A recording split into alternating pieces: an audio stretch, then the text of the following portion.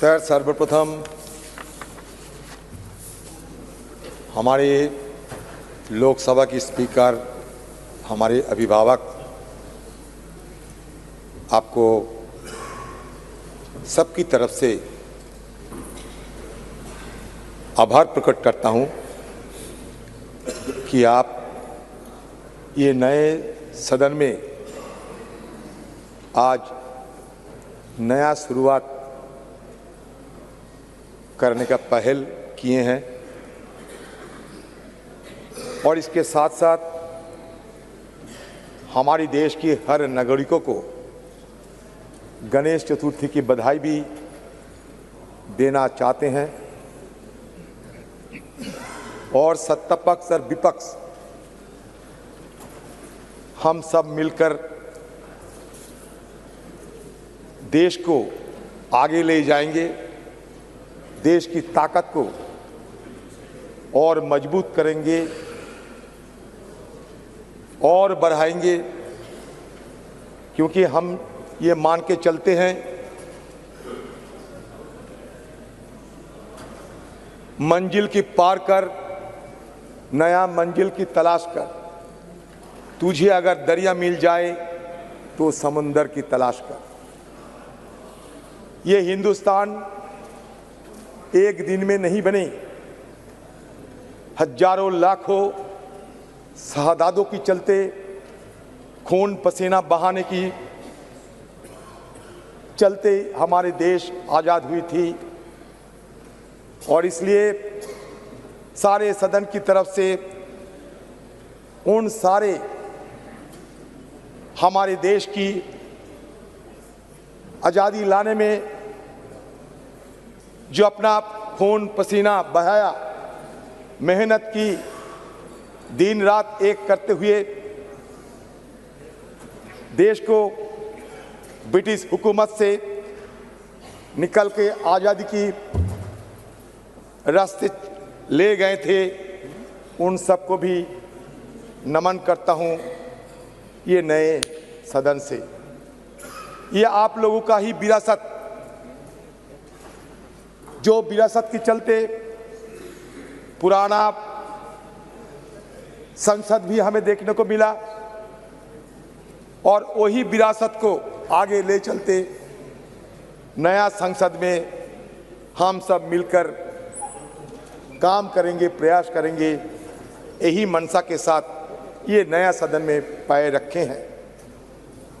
मैं ये पहली बार इसके अंदर आते हैं, किसी ने पूछा था कि एक बार चलो नया सदन को देख लिया करो। मैंने कहा नहीं, अगर जाना है तो सीधा सदन के अंदर ही जाएंगे और उसके बाद धीरे धीरे सदन के हर कोने से परिचित होंगे। ये नया सदन की ये कल्पना ये नहीं है सर। हमारे पूर्व लोकसभा की सांसद श्रीमती मीरा कुमार जी, उन्होंने पहले ये मुद्दा उठाई थी। उन्होंने ये भी कही थी कि हमारे जो भवन वो चुप से हुए रोते हैं, साइलेंटली वीपिंग। हमारे और एक महिला लोकसभा की अध्यक्ष रही, सुमित्रा महाजन, भी ये गुहार लगाते थे कि हमें नया एक संसद, एक नया भवन की जरूरत है, क्योंकि बहुत सारे खामियां धीरे धीरे निकल आते हैं। अच्छा हुआ देर सवेर नया संसद हमें मिले हैं और इस सरकार जो आज सत्ते पे है, इन्हीं सरकार की इस पहल की चलते नया सदन बने हुए हैं। तो इसमें हम ये सबका है, ये कोई पार्टी के नहीं, कोई व्यक्ति के नहीं, सबका है। हमारे पूर्व प्रधानमंत्री जवाहरलाल नेहरू कहते थे कि देश में कार्टिज्म नहीं होना चाहिए, कोई व्यक्ति पूजा नहीं होना चाहिए, देश सबका है। ये सिर्फ एमपी का नहीं है, ये देश, ये पार्लियामेंट सिर्फ एमपी का नहीं, हिंदुस्तान के हर नागरिकों की इसमें हिस्सा है। तो ये हमारे देश की संपदा माना जाता है। अटल जी भी कहते थे, होने ये ना होने की ये क्रम इसी तरह चलता रहेगा, हम हूं हम रहेंगे, ये भ्रम भी सदा पलते रहेंगे। तो स्वाभाविक रूप से कोई यहाँ हो या ना हो, हमारा ये ट्रेडिशन, ये विरासत, ये चलते रहेंगे जितने दिन ये देश हिंदुस्तान है, उतने दिन ये हमारे ये विरासत आज हम कल दूसरों ने ये लेते आगे निकलेंगे। सर, मैं सर्वप्रथम हमारे प्रधानमंत्री जी और आप सबके सामने मैं एक बात कहना चाहते हैं, जो भी करें आप लोग ये मान के चलिए कि हमारे लिए संविधान सर्वोपरि है। ये संविधान मान लीजिए हमारे लिए गीता, कुरान और बाइबल से कमी नहीं है। ये संविधान जिसमें लिखा हुआ है सत्यमेव जयते, ट्रूथ ऑलवेज प्रिवेल्स, हम भी चाहते हैं कि सत्य की मार्ग पर हम आगे निकले और हमारे देश को सारे दुनिया में हम रोशन करें। सर, ये संविधान में ये लिखा गया पहली पन्नों में, जिसको हम कहते हैं कि प्रीएम्बल, ये प्रीएम्बल में ये लिखा गया, we the people of India, we the people of India, having solemnly resolved to constitute India into a sovereign democratic republic and to secure to all its citizens. Sir, the people of India having solemnly resolved to constitute India into a sovereign, secular, socialist, democratic republic and to secure to all its citizens justice. Justice for what? Social justice, economic and political justice. Liberty. Liberty for what? Liberty of thought, expression, belief, faith and worship. Sir, हो गया sir? प्रधानमंत्री तो काफी बोले sir, कुछ बोलने दो। आप इजाजत दो यहाँ से बैठ के। सर, संविधान पढ़ रहा हूँ ना सर। आप पढ़े ना संविधान? Sir, equality for what? Equality of status and of opportunity and to promote among them all fraternity. Fraternity for what? Assuring the dignity of the individual and the unity of the nation. In our Constituent Assembly, this 26th day of November 1949, do hereby adopt, enact and give to ourselves this Constitution. Sir, मैंने इसलिए पढ़ा, इसमें लिखा है we the people of India. ये नहीं लिखा गया कि ये हिंदू, ये मुसलमान, ये क्रिश्चियन, ये जैन, अलग अलग किसी ने ये प्रस्ताव पारित करते हैं। समग्र मिलके we the people of India मतलब सारे देश की, सारे भारत की, सारे इंडिया की, सारे हिंदुस्तान की, सब मिलके ये शपथ लिए गए थे। सर, हमारे आर्टिकल 395 आर्टिकल इसमें शामिल किए गए थे।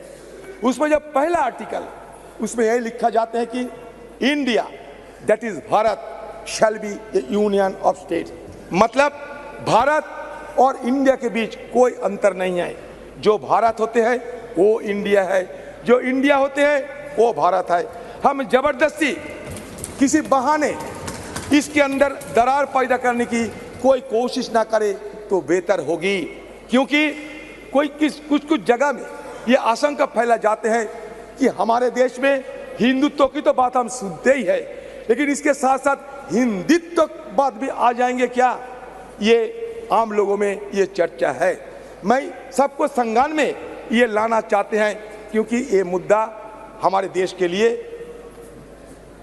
ठीक नहीं होगा, क्योंकि हमें हमारी संविधान में ये ऑफिशियल जो लैंग्वेज है, ये 22 ऑफिशियल लैंग्वेज सब हमारे देश की लैंग्वेज है, तो कोई दरार पैदा करने की कोई कोशिश ना होने से बेहतर होगी, ये मैं जरूर आपसे मांग करता हूं। सर सर्वप्रथम और एक बात कहना चाहते हैं सर, प्रधानमंत्री जी G20 और शुरुआत तो किए थे राष्ट्रपति जी की भाषण के साथ साथ पार्लियामेंट में नो कॉन्फिडेंस, उसके बाद G20 को तो हम देखे हर दिन देखते ही हैं, आज सदन में भी देखे, दोनों लोकसभा में भी देखे, मतलब सेंट्रल हॉल में भी देखे, यहाँ भी देखते हैं। प्रधानमंत्री जी की हर भाषण सुनते सुनते मान लीजिए कि हमारा जहन में सिमट गए हैं। मैं इसलिए यह कहना चाहते हैं अभी कि सर देखिए, ये सदन की गरिमा की बात किया जाते हैं, लेकिन कम से कम सरकार कम से कम ये कभी सोचे हैं कि हमारे ये सदन में स्पीकर है लेकिन डेप्यूटी स्पीकर नहीं है, क्यों? ये पहली बार आजादी के बाद, संविधान रचना होने के बाद पहली बार हमारा ये सदन में स्पीकर साहब है लेकिन डेप्यूटी स्पीकर नहीं, क्यों?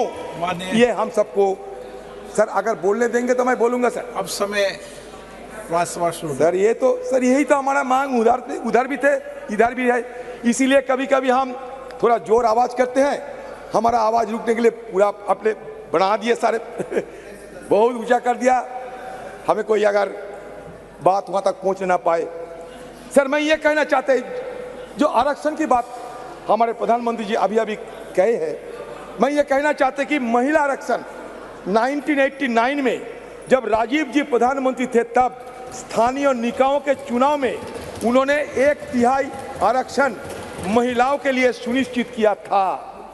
तत्पश्चात कांग्रेस की सरकारों ने लगातार प्रयास किया कि महिला आरक्षण का बिल पास हो, कानून बने, लोकसभा एवं विधानसभाओं के लिए भी 1/3 आरक्षण के लिए राजीव जी की सरकार, देखो प्रधानमंत्री जी कह रहे थे कि व्यवहार से पता चलेगा कौन कैसा व्यवहार करता है, प्रधानमंत्री खुद अब देख लो, प्रधानमंत्री का अपमान कर रहे हैं आप लोग, प्रधानमंत्री खुद आप लोगों को सिखाता कि व्यवहार की उल्टा व्यवहार करते हैं। सर हो गया, राजीव जी की सरकार, नरसिम्हा राव जी की सरकार, फिर डॉक्टर मनमोहन जी की सरकार, अलग अलग सरकारों ने अलग अलग समय पर अपनी हैसियत के अनुसार उसको पास कराने की प्रयास किया। कभी राज्यसभा में पास होता था, लोकसभा में नहीं होता था, कभी लोकसभा में होता था, राज्यसभा में गिर जाता था। डॉक्टर मनमोहन सिंह की सरकार के वक्त जो ये बिल आया वो आज तक जीवित है, राज्यसभा में पास हुआ है। हमारी CWC कांग्रेस कार्य समिति की बैठक में जो रेजोल्यूशन पास हुआ, प्रस्ताव पारित हुआ, उसमें ये मांग की गई है कि ये जो आने वाले विशेष सत्र है उसमें महिला आरक्षण की उस बिल को पास किया जाए, पारित किया जाए। ये बहुत महत्वपूर्ण है, ऐतिहासिक है। आपको ज्ञान है कि पूर्व कांग्रेस अध्यक्षा श्रीमती सोनिया गांधी ने पत्र भी लिखा था हमारे प्रधानमंत्री जी को, पत्र लिखा था। हम फिर से उस मांग को इस प्रस्ताव के जरिए दोहराते हैं। अच्छा हुआ सर बात तो बहुत कुछ है। प्रधानमंत्री जी सिंगल दिखा रहे थे, आप बोलना बाद में, अभी बाद में बोले सर, बोल में महिला आरक्षण। प्रधानमंत्री सिंगल दिखा रहे थे महिला आरक्षण बिल के समय। आज तो स्वागत कर दें आपके, ये सिंगल सदन में स्वागत कर दें आज तो। सर सिंगल दिखा रहे थे सर, ये सिंगल की इतिहास बता देता है last. No sir when India attained, sir ये सुनिए, ये इतिहास सुनिए, when India attained independence from the British, the then Viceroy Lord Mountbatten posed a question to the to-be Prime Minister Jawaharlal Nehru. What is the ceremony that should be followed to symbolize the transfer of power from British to India hands? Sir, Lord Mountbatten posed a question to the to-be Prime Minister Jawaharlal Nehru. What is the ceremony that should be followed to symbolize the transfer of power from British to Indian hands? Nehru then consulted Raja Gopalachari, commonly known as Rajaji, who went on to become the first Viceroy of India. Rajaji identified the Chola model, where the transfer of power from one king to another was sanctified and blessed by high ruler. The symbol used was the handover of Sengal or scepter from one king to his successor. A golden scepter was crafted by Bhumidhi Bangaru Chetty, a famous jeweler in the Madras presidency. The makers of the Sengal, Bhimudi Etarajulu and Bhumudi Sudhakar are living in Chennai. Sir, इतिहास बता रहा हूँ कुछ नहीं. On August 14, 1947, the deputy high priest of Thirubhadu Thurai Adiman Nagasaram player Rajaramti Pillai and Odubhar, a person who sings devotional songs in Tamil temples, were flown to Dil capital from the then Madras presidency. The ceremony was conducted as per Tamil tradition and the Sengal was handed over to Nehru at his house. Okay. इसमें नई बात कुछ नहीं है sir. ये लेकर ऐसा sir बनाया जाता है माहौल कि ये कुछ नहीं आज़ादी हुए हैं हमारे देश पे, कुछ नहीं कुछ हो रहे हैं. सर मैं बहुत सारे सलाह है सर. मैं सिर्फ एक बात कहना चाहते हैं कि ये सदन, ये ऐसा मत समझिए कि ये ईंट काट और पत्थर की सदन है सर. ये सदन, it is not built with bricks and mortars only. It is the soul of our India. The soul which was long suppressed, find utterance in the wake of attaining independence. Sir, again I am saying that soul should not be suppressed again by any design. That is my view. Thank and you. I am concluding the speech because sir, I do not find the adequate time to make my point further.